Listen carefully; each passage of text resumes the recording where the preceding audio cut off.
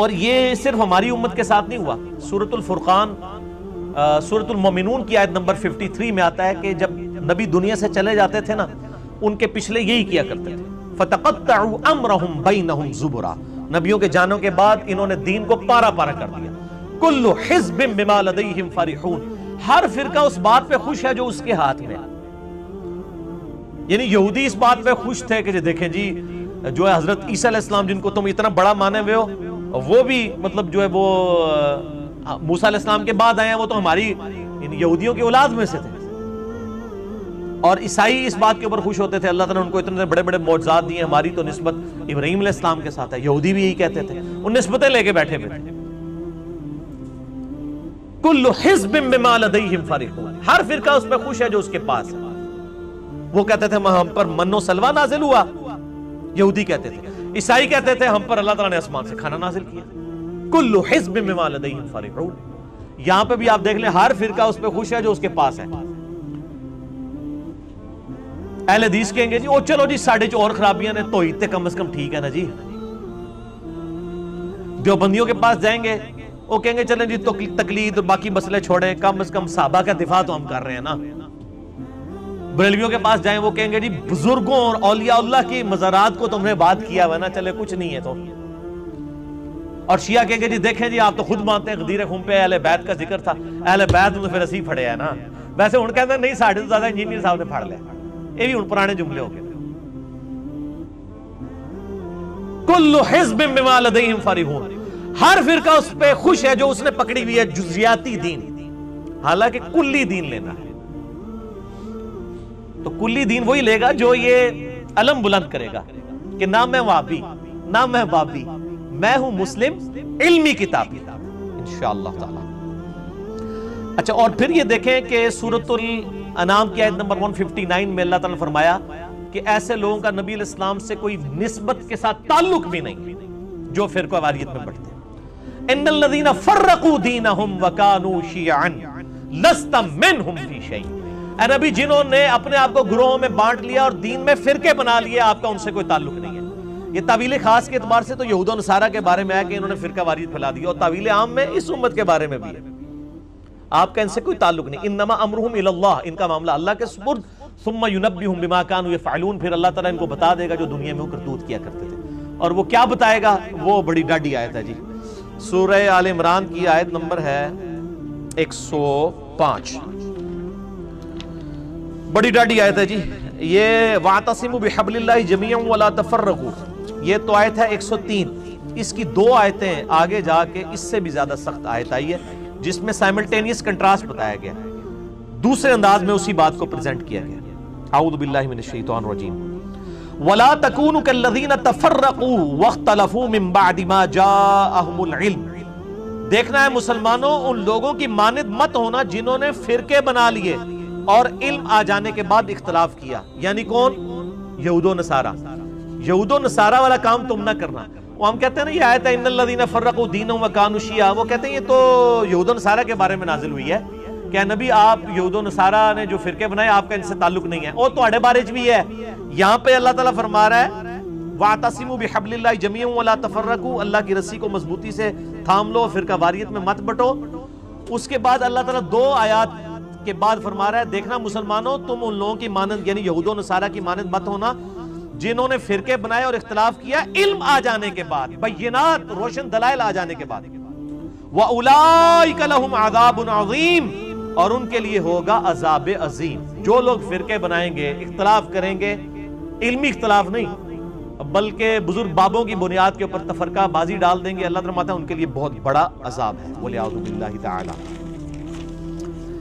اس حوالے سے میں اسی کوسچن کے اینڈ میں سورۃ الانعام کی آیت نمبر 153 بھی چاروں بیان کر دوں سلوشن کے طور پہ. یعنی رونا تو سارے روتے ہیں نا، سلوشن کوئی نہیں دیتا، ہم سلوشن بھی دیتے ہیں ساتھ، علاج بھی دیتے ہیں، صرف رونا نہیں روتے. سورۃ الانعام آیت نمبر 153 میں اللہ تعالیٰ نے سلوشن دیا ہے فرقہ واریت سے بچنے کا. اعوذ باللہ من الشیطان الرجیم، بسم اللہ الرحمن الرحیم. وَأَنَّ هَذَا صِرَاطِ مُسْتَقِيمًا، اور نبی صلی اللہ علیہ وآلہ وسلم سے کہا گیا آپ فرما دیجئے کہ بے شک یہ ہے میرا راستہ جو کہ سیدھا ہے، فاتبعوہ، اس کی پیروی کرو، ولا تتبعوا السبل، اور ادھر ادھر کے راستوں کی پیروی مت کرنا، فتفرق بکم، وہ تمہیں فرقوں میں ڈال دے گا، تمہیں ٹکڑوں ٹکڑوں میں بانٹ دے گا، عن سبیلہ، میرے راستے سے، ذالک وصاکم بہ، یہ وہ ہے جس کی وصیت کی جاتی ہے تمہیں، لعلکم تتقون، تاکہ تم ڈر جاؤ۔ یہ آیت مسند احمد میں صحیح سند کے ساتھ حدیث ہے، مشکات المصابیح میں بھی انٹرنیشنل نمبر کے مطابق 166 ہے کہ نبی صلی اللہ علیہ وآلہ وسلم نے زمین پر ایک سیدھی لکیر ایک دفعہ کھینچی، دائیں بائیں ٹیڑھی لکیریں کھینچی، اور پھر اس سیدھی لکیر کے اوپر ہاتھ رکھا اور فرمایا یہ دائیں بائیں شیطان کے راستے ہیں، ہر راستے پہ ایک شیطان بیٹھا ہوا تمہیں اپنی طرف بلا رہا ہے، اور میں تمہیں اس راستے کی طرف بلا رہا ہوں۔ آپ نے اس سیدھی لکیر پہ یہ انگلی چلائی اور یہی آیت پڑھی، وَأَنَّ هَذَا صِرَاطِ مُسْتَقِيمًا، اور آگاہ ہو جاؤ کہ یہ ہے میرا راستہ جو کہ سیدھا ہے، فَاتَّبِعُوهُ، اس کی پیروی کرو، وَلَا تَتَّبِعُوا السُّبُلَ، ارد گرد کے ٹیڑے راستوں کی پیروی مت کرنا، فَتَفَرَّقَ بِكُمْ عَنْ سَبِيلِهِ، یہ تمہیں فرقوں میں ڈال دیں گے، پھاڑ دیں گے تمہیں اللہ کے راستے سے، ذَلِكَ وَصَّاكُمْ بِهِ لَعَلَّكُمْ تَتَّقُونَ، یہ ہے وہ جس کی تمہیں وصیت کی جاتی ہے تاکہ تم اللہ سے ڈر جاؤ۔ تسی نہ ڈرو بھائی، تہاڈا میں علاج تے کوئی نہیں کر سکتا، میں تو آپ کو بتا ہی سکتا ہوں کہ ڈر جائیں ڈر جائیں ڈر جائیں، اور ڈر کے یہ نعرہ لگائیں، اور ایسا نعرہ لگائیں کہ یہ لوگ اپنے آپ کو فرقوں میں بانٹنا چھوڑ دیں کہ نہ میں وہابی نہ میں بابی، میں ہوں مسلم، علمی کتابی، ہم سے علمی اور کتابی باتیں کریں، بابوں کی باتیں نہ کریں، ہم پہ وہابی ہونے کا فتویٰ نہ لگائیں۔ باقی مسئلہ 179 اور مسئلہ نمبر 185 آپ دیکھ لیں۔